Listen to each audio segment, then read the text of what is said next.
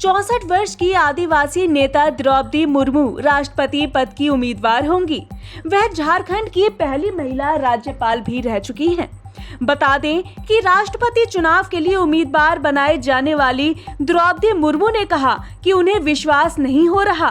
वहीं उन्होंने कहा कि यह ऐलान सुनकर अभी भी मैं आश्चर्य में हूँ। देखिए हमारी खास रिपोर्ट। देश की वह बेटी जो एक बड़ी उम्र तक घर के बाहर शौच जाने के लिए अभिशप्त थी, अब वो भारत की राष्ट्रपति बनने जा रही हैं।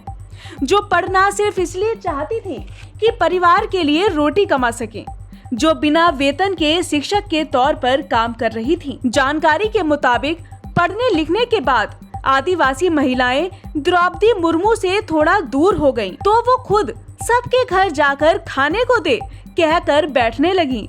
वो अब भारत की राष्ट्रपति बनने जा रही हैं। द्रौपदी मुर्मू, जिसने अपने पति और 2 बेटों की मौत का दर्द झेला और आखिरी बेटे के मौत के बाद तो ऐसी डिप्रेशन में गई कि लोग कहने लगे कि ये अब बच नहीं पाएंगी। जिस गांव में कहा जाता था राजनीति बहुत खराब चीज है और महिलाओं को तो इससे कोसों दूर रहना चाहिए, जिन्होंने अपना पहला काउंसिल का चुनाव जीतने के बाद जीत का इतना ईमानदार कारण बताया कि वो क्लास में अपना सब्जेक्ट ऐसे पढ़ाती थी कि बच्चों को उस सब्जेक्ट में किसी दूसरे ट्यूशन लेने की जरूरत नहीं पड़ती थी और उनके 70 नंबर तक आते थे।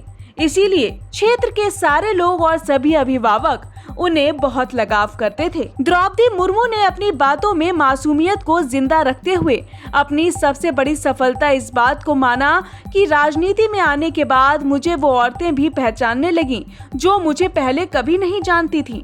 वहीं 2009 में चुनाव हारने के बाद फिर से गांव में जाकर रहने लगी और जब वापस लौटी तो अपनी आंखों को दान करने की घोषणा की। आपको बता दें कि द्रौपदी मुर्मू मानती हैं कि life is not bed of roses, जीवन कठिनाइयों के बीच ही रहेगा, हमें आगे बढ़ना ही होगा। कोई पुश करके कभी हमें आगे नहीं बढ़ा पाएगा। वह महिला अब भारत की राष्ट्रपति बनकर देश की सेवा करने जा रही है।